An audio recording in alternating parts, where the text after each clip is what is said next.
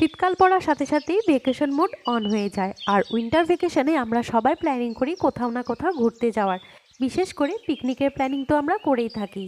আজকে আমি তোমাদের সাথে শেয়ার করব আমাদের এখানে গুয়াহাটির আশেপাশে কয়েকটি বেস্ট পিকনিক প্লেসের কথা।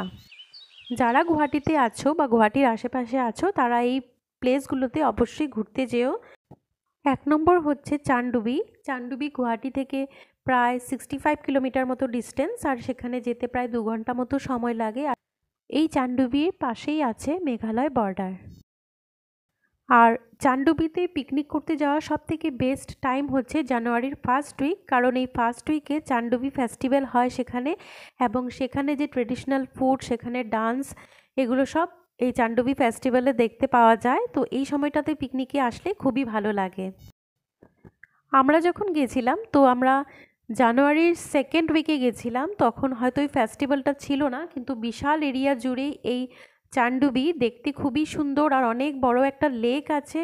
তো এই যে পিকচার দেখছো, সেই লেকে আমরা বোটিং করেছি। তো আসলে চানডুবিতে আসলে সেখানে বোটিংও করতে পারবে। খুবই সুন্দর জায়গা, খুবই পিসফুল জায়গা। আর এখানে রিসোর্টও আছে। এই উইন্টার সিজনটাতে কিন্তু অনেক ট্যুরিস্ট আসে এই চানডুবিতে। খুবই সুন্দর জায়গা। আর যারা এখানে এসে ভাবে যে 1-2টা দিন থাকবে, স্টে করবে, তো তার জন্য ক্যাম্পও আছে, চানডুবি জঙ্গল ক্যাম্প। আর সেখানে ছোট্ট ছোট্ট ঘর আছে, স্টে করার মতো ব্যবস্থা আছে। আর এই যে দেখো ছোট ছোট হাটগুলো, এখানে কিন্তু অনেকে পিকনিক করতে আসলে বা যদি খাওয়া নিয়ে আসে তো এখানে ওরা বসে খায়, খাওয়া দাওয়া এনজয় করে, এখানে লোকাল ফুডগুলো এনজয় করতে পারে। তো দেখো এখানে কিন্তু এই যে মাটির পাত্রের মধ্যে অনেক রকমের লোকাল ফুড রাখা আছে। নেক্সট হচ্ছে উকিয়াম। খুবই সুন্দর একটা জায়গা।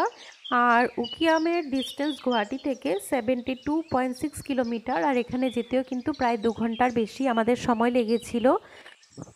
কামরূপ ডিস্ট্রিক্টের ছয়গাঁওয়ের পাশেই, ছয়গাঁয়ের রাস্তা হয়েই যেতে লাগে উকিয়াম।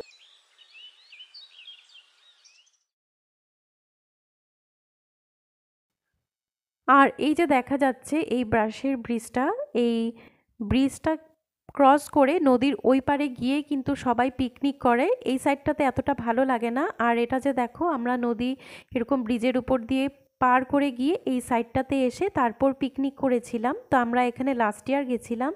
আর এই জায়গাতেও কিন্তু খুবই সুন্দর, বিশাল একটা নদী আছে। আর এই যে নদীতে আমরা সবাই বোটিং করছি। তো ফটোতে দেখে তোমরা এতটা বুঝতে পারবে না, কিন্তু একবার যদি এই উকিয়ামে আসো, এখানে আসলে এখান থেকে আর ফিরে যেতে ইচ্ছে করে না। এসব জায়গায় আসার তো সবসময় সুযোগ হয় না। তো আসার পর ভাবলাম যে সবাই যখন বোটিং করছে তো আমরাও বোটিং করি। তো তার জন্য আমরা সবাই আমাদের ফুল ফ্যামিলি চলে গেলাম বোটিংয়ে। আর উকিয়ামে আসলে একটা কথা মনে রাখতে হবে, পিকনিক করার পর বা ঘোরাফেরার পর 5টার পরে কিন্তু আমাদের ফিরে যেতে হবে, কারণ সন্ধে 5টার পর এখানে আর মানুষ থাকা অ্যালাউড করে না। তো আমরাও এসেছিলাম, তারপর 5টার মধ্যেই কিন্তু ফিরে গেছি। আর একটু দেরি হলে এখানে এক্সট্রা ফাইন দিতে হয়। নেক্সট পিকনিক স্পট হচ্ছে বগামাটি। খুবই সুন্দর একটা জায়গা, নিজের চোখে না দেখলে তোমরা বুঝতেই পারবে না। আর এটা তামুলপুর ডিস্ট্রিক্টে অবস্থিত। আর এটা ইন্দো ভুটান বর্ডারের পাশে অবস্থিত। আর এই যে পাহাড়গুলো দেখছো, এগুলো কিন্তু সব ভুটান পাহাড়। গুয়াহাটি থেকে বগামাটির ডিস্টেন্স প্রায় 106 কিলোমিটার মতো হবে। আর আমাদের কিন্তু এই জায়গাটাতে পৌঁছতে প্রায় 3 ঘন্টা মতো সময় লেগেছিল। আর এখানে নদীটা দেখো, জলগুলো এত পরিষ্কার ফটফটে, নিচে যে পাথরগুলো আছে সব কিছু একদম স্পষ্ট দেখতে পাওয়া যায়। আর এই জায়গাটাতে অনেকগুলো, প্রায় 100-200রও বেশি হবে, বড়ই গাছ আছে। যেদিকেই তাকাই চারিদিকে কিন্তু বড়ই গাছ। আর এই যে দেখো আমি কিন্তু কয়েকটা বড়ই গাছের ফটো তুলে এনেছিলাম। আর জল কিন্তু খুব একটা বেশি নাই, আমরা যেই জায়গাটাতে নেমেছিলাম অল্প অল্পই জল আছে। একটু সাবধানে যেতে হয়, কারণ পা পিছলিয়ে পড়ে যাওয়ারও ভয় আছে। খুবই সুন্দর একটা জায়গা, তোমরা ফটোতেই বুঝতে পারবে যে নিচে যে পাথরগুলো আছে সেগুলো কিন্তু দেখতে পাওয়া যাচ্ছে। আর খুব সুন্দর গোল গোল নানান ধরনের সাইজের সুন্দর সুন্দর পাথর এখানে পাওয়া যায়। আর এখানে যেহেতু ভুটান বর্ডারের পাশেই এই বগামাটি, তো ভুটান থেকে ভুটিয়ারাও কিন্তু এখানে ওদের নিজেদের যে লোকাল জিনিসগুলো থাকে, লোকাল ফুড বা ফল বলো বা ওদের যে ড্রেসগুলো থাকে সেগুলো নিয়ে আসে। আর এখানে দেখো বোটিং করারও কিন্তু, র্যাফটিং করার সুবিধে আছে, কিন্তু র্যাফটিং করতে হলে 3000 মতো লাগে। তো আমরা র্যাফটিং করিনি, বোটে উঠেছিলাম। তো সেই পিকচারটা তোমাদের সাথে শেয়ার করলাম। খুবই সুন্দর জায়গা, ঠান্ডার দিনে কিন্তু এসব জায়গাতে ঘুরতে বেশ ভালোই লাগে। নেক্সট জায়গাটা হচ্ছে কুলসি, খুবই সুন্দর একটা জায়গা।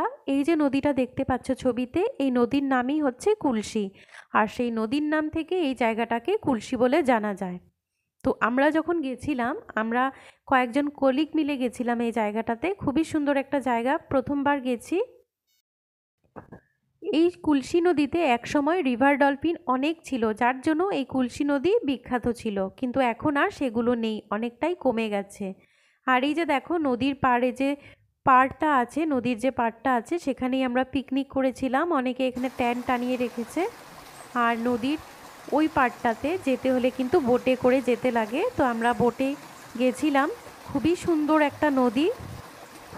আর পিকনিকে গেলে যেখানে সামনে নদী থাকে, ঝর্ণা থাকে, সেসব জায়গাতে যেতেই বেশ ভালো লাগে।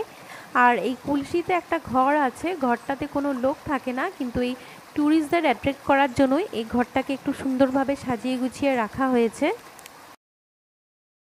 নেক্সট পিকনিক প্লেস হচ্ছে কপিলি। আর এই যে এটা কপিলিতে যাওয়ার যে মেন গেটটা। তো কপিলি যেতে খুব একটা সময় লাগে না, 1 ঘন্টা মতো সময় লাগে। গুয়াহাটি থেকে কপিলির ডিস্টেন্স 36 কিলোমিটার মতো হবে। তো এই জায়গাটা খুব সুন্দর, আর এখানেও ঝর্ণা আছে। আর বিশেষ করে এই পিকনিকের সময়টাতে এইগুলো সবগুলো পিকনিক স্পটেই কিন্তু মানুষ অনেক থাকে, অনেক মানুষ যায়, আর বাইরে থেকেও কিন্তু অনেক ট্যুরিস্ট আসে গুয়াহাটিতে।